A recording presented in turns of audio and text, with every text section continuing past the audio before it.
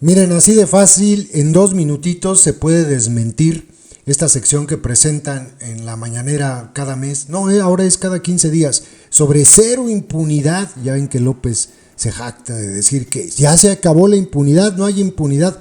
¡Ja! ¡Ja! ¡Ja! Los engañan bien chido porque les colocan 20, 30 casos en una sección cada 15 días donde presentan a detenidos, presentan a alguno que ya quedó juzgado y les dicen ya no hay impunidad. La impunidad se acaba cuando se castiga a todos los que han cometido un delito. Entonces sí se puede hablar de que ya no hay impunidad. Pero además el hecho de castigar no significa que se haya logrado alcanzar justicia. La justicia va más allá de condenar a una lacra. Eso es otra cosa. Pero miren, presentan esta sección y les lavan el cerebro a los atolizados. Dice Rubén Aguilar, bien rápido: México, territorio de impunidad. El porcentaje de la impunidad no crece de manera significativa, pero sí el número absoluto de los impunes, porque es el sexenio con más homicidios en la historia moderna de México. De cada 100 homicidios que se perpetraron en México entre 2006 y 2021, quedaron en la total impunidad 93, de acuerdo con Impunidad Cero. Los datos de esta organización de la sociedad civil sin fines de lucro no difiere de la estadística oficial que genera el gobierno federal. El índice de impunidad criminal se da en el 93% de los casos y solo el 7% es esclarecido y el responsable presentado a la justicia. La estadística de impunidad en el gobierno de López es la misma que en los gobiernos anteriores. No se ha dado ningún cambio.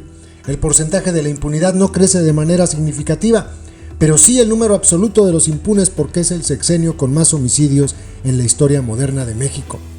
Desde hace 5 años, Impunidad Cero elabora un índice anual de impunidad, que no es lo mismo que la sección de la mañanera, que en 2016 fue de 86.6%, en 2017 de 89.5% y en 2018 de 89.5%.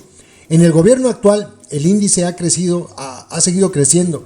En 2019, 89.6%, en 2020, 94.4% y en 2021, 91.4%. Hubo una reducción en 2021, pero sigue siendo mayor que en los tres últimos años del gobierno anterior. El promedio nacional de impunidad, que en 2021 fue de 91.4%, lo superan Oaxaca con 100%, Tlaxcala con 100%, Chihuahua con 98.8% y Colima con 92.1%. Los asesinos, en particular del crimen organizado, conocen bien estas estadísticas y en ese margen actúan. Saben que nunca serán llevados a la justicia. La impunidad es uno de los mayores aliados y mientras puedan matar en la certeza de que nunca pisarán la cárcel, seguirán sintiéndose seguros. Es un reto estratégico nacional no solo reducir, sino acabar con la impunidad de todos los delitos, en particular del crimen organizado. Y una vez que ustedes escucharon las cifras, pues bueno, ya cuando escucha uno a Bucio, a Luis Rodríguez Bucio, pues ya hasta da penita oírlo, tratando de convencer a la gente que en México se castiga a todos los que cometen un delito y que hay impunidad cero. Con su permiso, señor presidente, buenos días. Voy a permitir dar el avance de cero impunidad del 3 al 16 de octubre. Adelante. En esta ocasión tenemos 9 casos de extradición por parte de la Fiscalía General de la República. Son estos 6 a diferentes cortes de los Estados Unidos y por delitos que son de abuso sexual, delincuencia organizada, violación equiparada, contra la salud, acción delictuosa y contra la salud. Adelante. Estos siguientes son un caso de México hacia Panamá por delitos contra la libertad e integridad sexual en la modalidad de violación, de México hacia Argentina por abuso sexual simple agravado y un caso de un ciudadano español hacia México. Él es requerido por un juez aquí en la Ciudad de México por su probable responsabilidad en el delito de homicidio calificado en 2012 en contra de un hombre que fue encontrado posteriormente en un bote cubierto de cemento. Adelante. En cuanto a detenciones, tenemos esta es Armando N.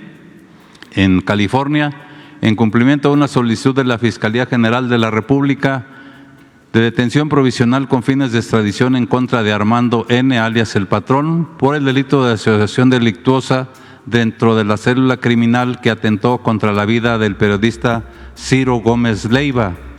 Autoridades norteamericanas detuvieron el 16 de octubre a Armando N. en la ciudad de Delano, California, poniéndolo a disposición del juez competente para su extradición.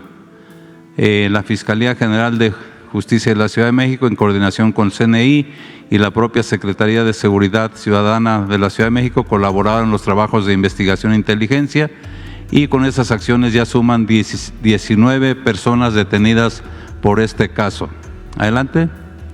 La siguiente detención es Gustavo Iván N. Él fue deportado por el gobierno de los Estados Unidos y detenido por las autoridades mexicanas tras cumplimentarle una orden de aprehensión por el delito de delincuencia organizada en su modalidad de delitos contra la salud. El detenido es presunto integrante del grupo delictivo La Línea y se le relaciona como partícipe en la agresión y homicidios ocurridos en agravio de la familia Levarón, Langford y Miller en Bavispe, Sonora, el 4 de noviembre del 2019.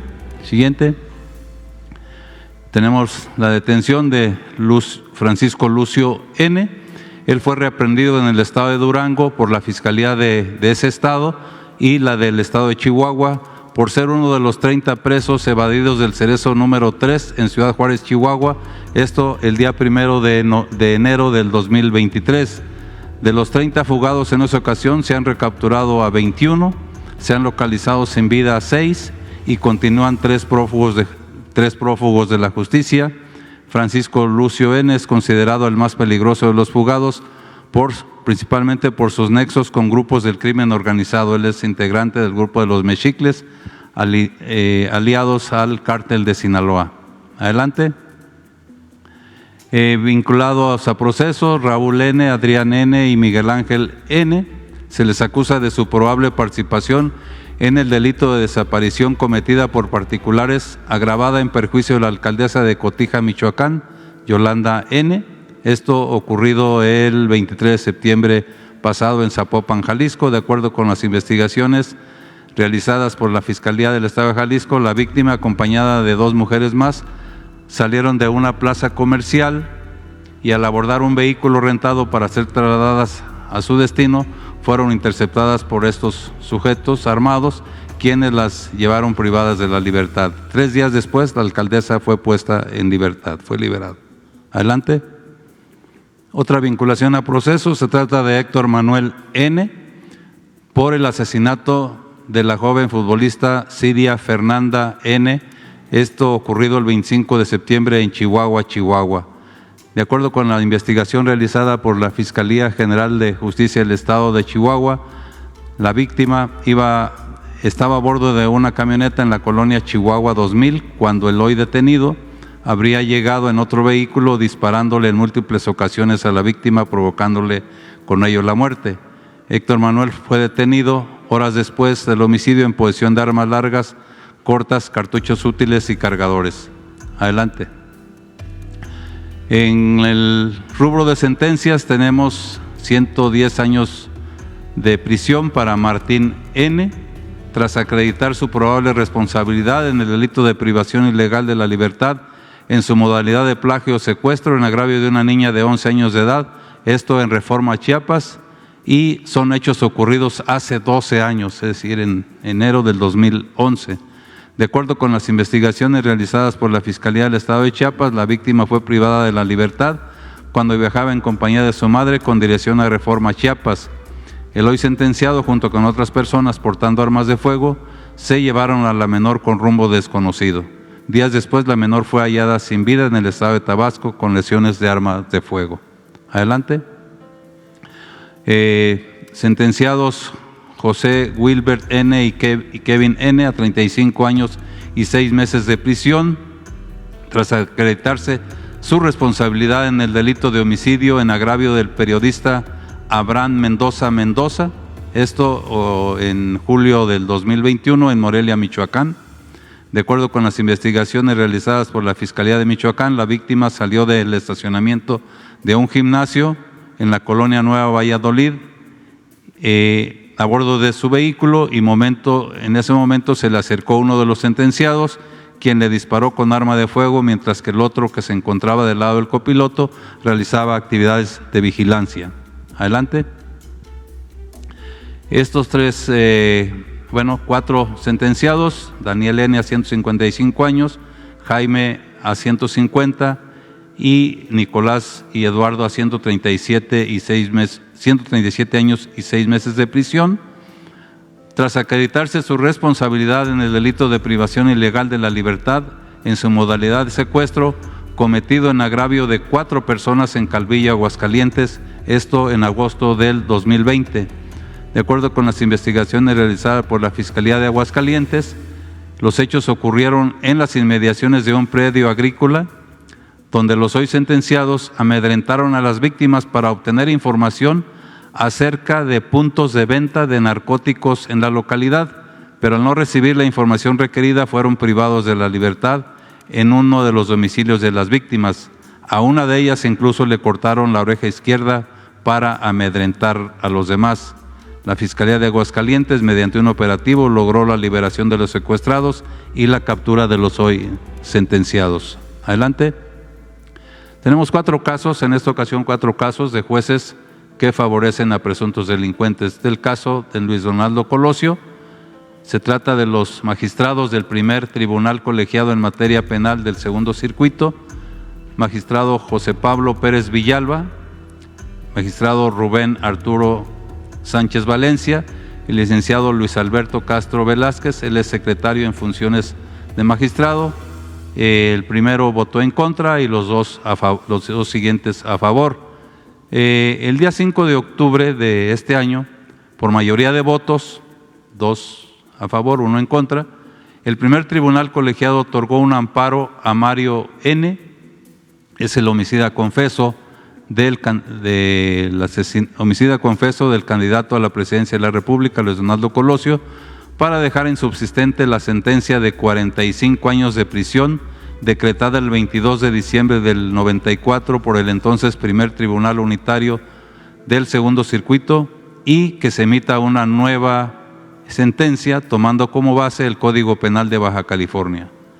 Además, el tribunal que otorgó el amparo ordenó a la ahora primer tribunal colegiado de apelación del segundo circuito dar vista al agente del Ministerio Público Federal sobre los actos de tortura que el quejoso manifiesta haber recibido. Siguiente. Este es el caso de los 43 normalistas de Ayotzinapa y Tomás N. Aquí la jueza séptima de distrito en materia administrativa de la Ciudad de México, María Isabel Bernal Hernández, el día 2 de octubre otorgó una suspensión definitiva a favor de Tomás N. para que funcionarios de la Segov se abstengan de condenarlo ante la opinión pública o de emitir juicio alguno sobre su probable responsabilidad en este caso que se investiga, mientras no se acredite delito alguno, y se le debe de respetar su presunción de inocencia. La juzgadora también concluyó que si bien es cierto que las víctimas tienen derecho a conocer la verdad del caso y a que se les informe de los avances de las investigaciones, las autoridades deben de abstenerse de brindar información sugestiva hasta en tanto no se acredite la responsabilidad del hoy prófugo de la justicia. Adelante.